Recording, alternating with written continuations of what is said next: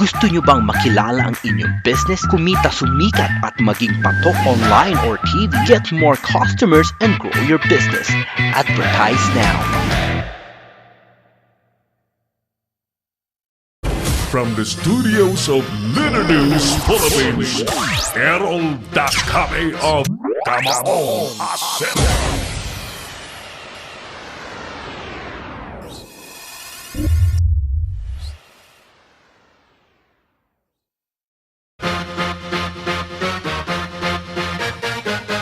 Thank you.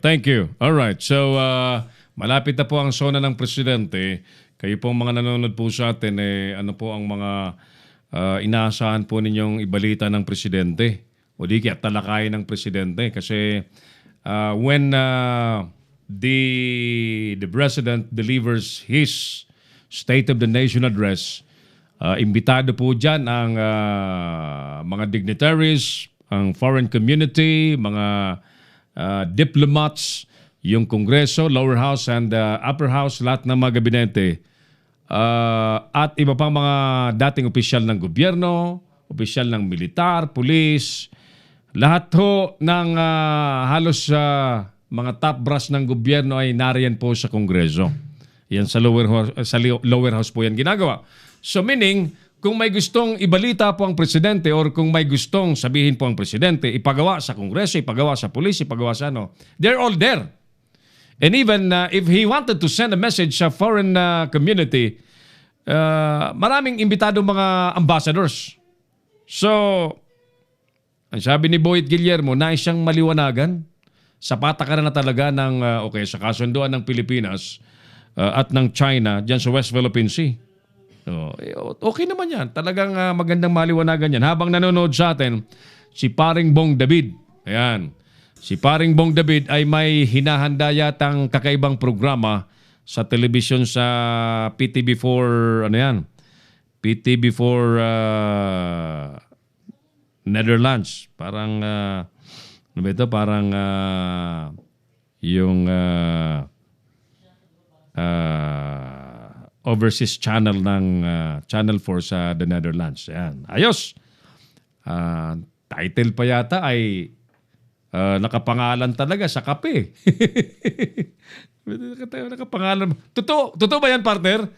Na nakapangalan sa kapeng sikat na nilalabanan po na itong bagong kape naman na may yung kape ng aking kaibigang taga San Pedro ay namimigay ngayon ng mga sasakyan, magkape ka lang.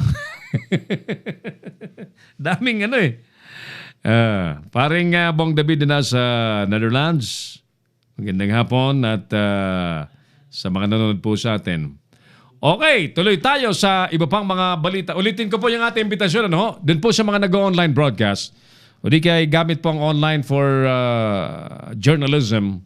Iniimbita po namin kayo, sumali po kayo sa Philippine Online Broadcasters Association, the only, at nag-iisa na lehitimo, rehistrado sa Securities and Exchange Commission na organisasyon po ng mga taong nasa online journalism. Ayan, Sir Errol, tulad din ba kayo ng Rappler? May iba ho kami sa Rappler. Ang Leader News Philippines po ay may mga programa at ito po ay abangan po ninyo sapagkat mapupuno po yung ating daily time slots. Abangan po ninyo ang programa ni Attorney Batas Mauricio sa ating himpilan sa kanyang programang Kakampi Mo ang Batas. Ganda ng pagka may sound effects. Kakampi mo ang batas! Batas! Batas! May reverb eh. Si kaibigang Kap Peter Umawing Wasing ay August magsisimula sa atin. Ito pa, isang mabigat na programa. Si OWA Administrator Hans Leo Kakdak. Tama ba si bang administrator ng OWA?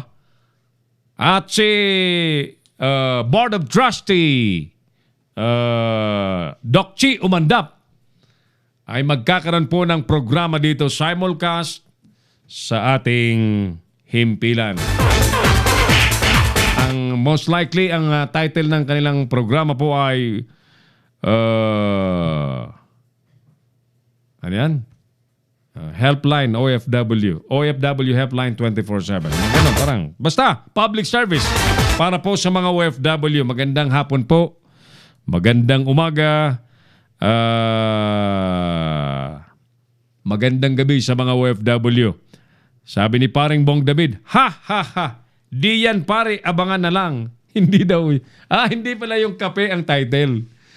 Kasi may poster na may picture si paring Bong David ay may hawak na mug ng kape. May logo ng kape. Express. Hindi ko lang mabanggit dito kasi hindi pa na magbabayad sa amin. Nag-shoot nga kami ng... by the way, may isa pa hong upcoming show dito sa Leader News Philippines. Yung programang tatalakay po, magpapakita ng buhay Muslim. Yan. We really designed that program para maintindihan po ng mga Pilipino, ng lahat ng tao, ng Islam, ang mga Muslim po ay hindi masama. Ilang grupo lamang po na mga may sira ang tuktok ang sumisira sa magandang imahe po ng pagiging Muslim na naniniwala po sa Islam. Yan. Bigyan mo ako ng kape, pare. Punta ka rito, paring Bong David, sa... Alam mo, ang pantry namin, laging may mainit na tubig, may kape, may asukal, may creamer. Sa totoo lang, purgang-purgan na kami, paring Bong David, sa kape. Minsan, hindi kami kumakain, kape lang. Minsan, nalulungkot kami, kape lang. Nauuhaw kami, kape pa rin. Nainis kami, kape pa rin. Kaya madalas, paring Bong, ang puso ko nag-alboruto na, pumapalpitate sa kape. Kape. Ayan. Lalo na dito sa lugar namin, di ba? Kailangan ng kape. Kaya lang ako minimize sa kape ako at ang taas ng acid ng tiyan ko. Ayan. Paring Bong David, ang ating Vice President for International Affairs. Vice President for International Affairs ng Philippine Online Broadcasters Association. So yung mga OFW po na nahilig po sa online broadcasting, paki-coordinate po kayo kay paring Bong David, ang ating Vice Presidente for OFW Affairs, International Relations. Kung nais pong mag-member sa POBA, ipapadala ko kay partner Bong David yung link. Ipadala mo nga, Klo, yung registration link kay paring Bong David doon sa kanyang messenger para may kalat niya po sa mga OFW na nag-online broadcast. Paano kaya yung may nagtanong sa akin, Sir Errol, yung mga naglalaro ba ng Mobile Legend, isasali natin sa POBA? Lalo yung mga babaeng luwa na ang mga dibdib. Sabi ni Klo ang saya-saya.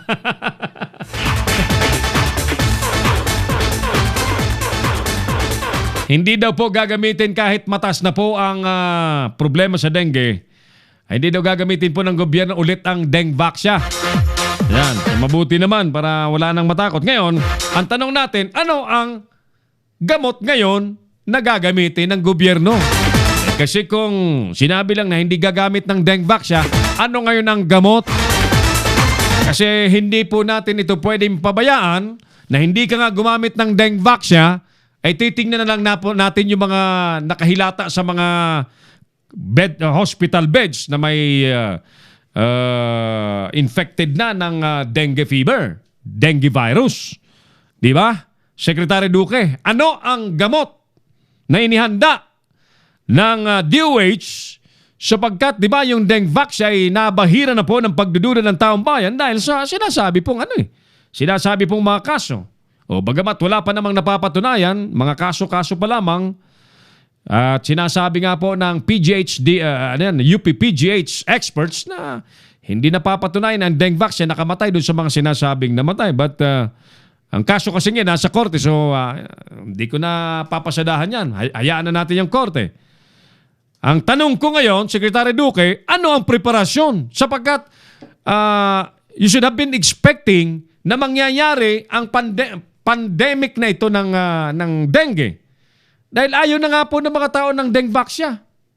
Di ba dapat kayo ay naging proactive na may ginawa na kayong paraan para maiwasan at hindi po sumambulat ang problema po sa dengue, duke.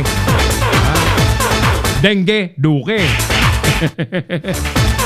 Alanjo matagal nang issue yan sa Pilipinas yung dengue vaccine. Marami na nga pong natakot Kung magaling ang sekretary ng Department of Health, dapat ito'y hindi nangyari. Nagkaroon po ng malawakan. Imagine, siya pa rin ang nagdeklara ng national alert. Nag-national alert. Ano ngayon ang aksyon ng DOH? Di ba? Hindi po sumapat yung yung search and destroy na maglinis. Hindi sumapat ipagpalagay natin na nagsipaglinis sila. Yung iba, hindi. Makukulit yung iba. Matitigas ang ulo na kung kailan may nadenggi na saka lamang magwawalis-walis sa paligid. Marami tayong ganyang kababayan na walang pakialam.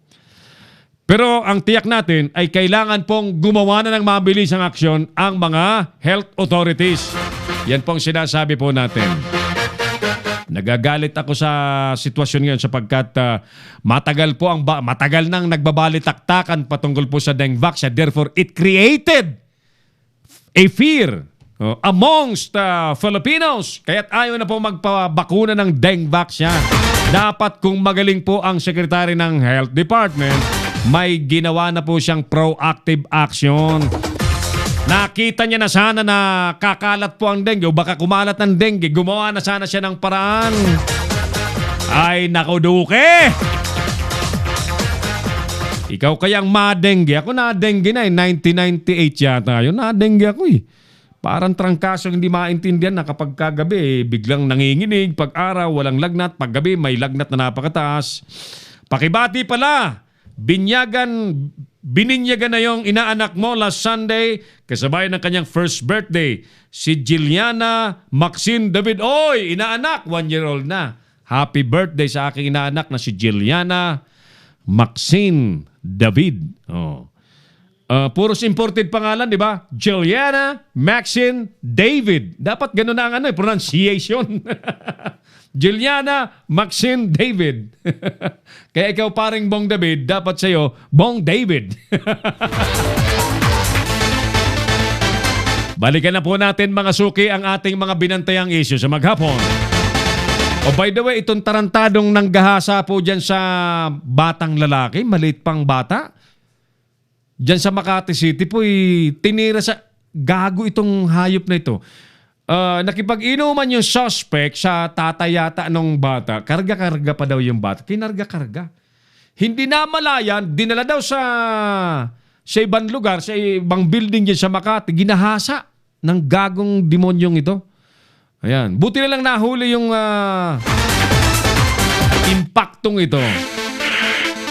Kalahin mo patay na yung bata. Lamog daw yung ulo. At warak yung puwit ng batang lalaki. Napakahayop Napakahayop. So, dapat maparusahan ang gagong ito ng karampatang parusa. Pinakamabigat na parusa. Balikin na po natin. Baby boy ginahasa po at pinatay sa Makati City. Dinala sa albularyo, 4 anyos patay naman sa sakit na dengue. DOH, alarmado na raw. Ano? Ngayon pa lang kayo na alarma? Dapat kayo noon pa na alarma na kayo, DOH. Mga namatay po sa dengue, pumalo na po sa 40. At sigurado ako, dahil sa kapalpakan ng DOH, ayaw kuman, mangyari madagdagan pa yan. Pero sa kapalpakan po ng DOH Secretary at DOH official, nakakatakot, baka madagdagan pa itong 40 kataong namatay na. Falcon, naglandfall na po sa Gataran, Cagayan. Dahil sa masamang panahon po, mga lugar na nagsuspinde ng klase, dumami pa. Northern Luzon patuloy pong ulanin dahil po sa bagyong si Falcon at LPA.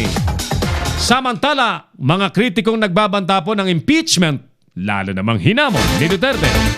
I-file nyo na ng magkaalaman, i-file nyo na yung impeachment na yan.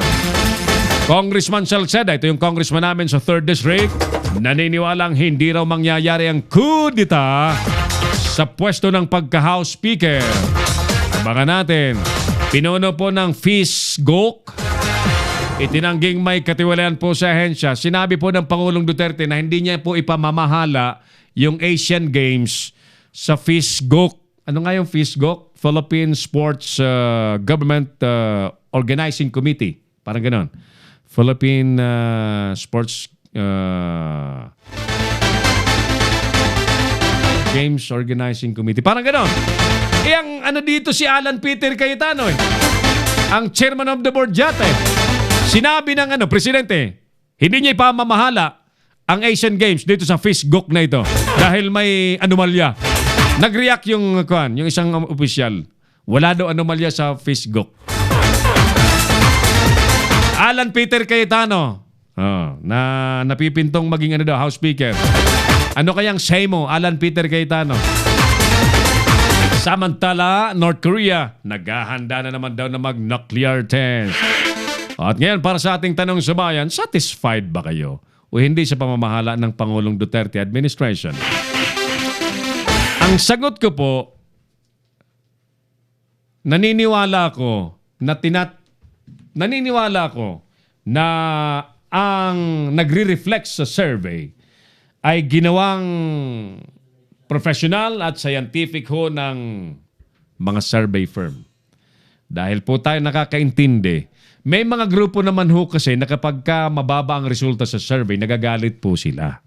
Yan. At kini-question po ang integridad ng survey. Now, the survey says, napakataas ng trust rating ng Pilipino sa Pangulong Duterte. So, ako po'y naniniwala na yan po ay barometer ng mga Pilipino ay satisfied sa Pangulong Duterte, bagamat marami din po ang may ninanais na iba at ini-expect na gawin po ng Pangulo. Sa isang magaling na leader, mahalaga po ang nakikinig. Bahagi po ng serbisyo ang pakikinig. At kapag ang isang leader nakikinig, ay mas lalo po siyang nagiging magaling na leader. With that mga kaibigan, kami po'y namamaalam pansamantala upang muli tayo magkita-kita bukas. Sa ngalan ng ating broadcast officer Clarence Andaya, Earl Nico Dacame, ang ating creative director Mark Anthony Reynoso at ang ating operations head engineer Oliver Lico. Ulitin natin, happy birthday sa aking inaanak na hindi ko pa nakikita, si Juliana Maxine David na nandyan sa the Netherlands. Ako pa rin po ang inyong kamaong asero, Cheryl Dacame. Maraming salamat. God bless Pilipinas. Inyong napanood ang mga batas na banat ni Errol Dacame sa Kamaong Asero. Abangang muli dito sa Little News Philippines.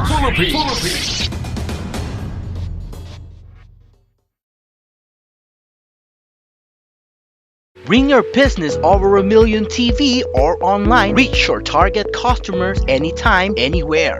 Your brand on TV or on the web. Get more customers and grow your business. Advertise now.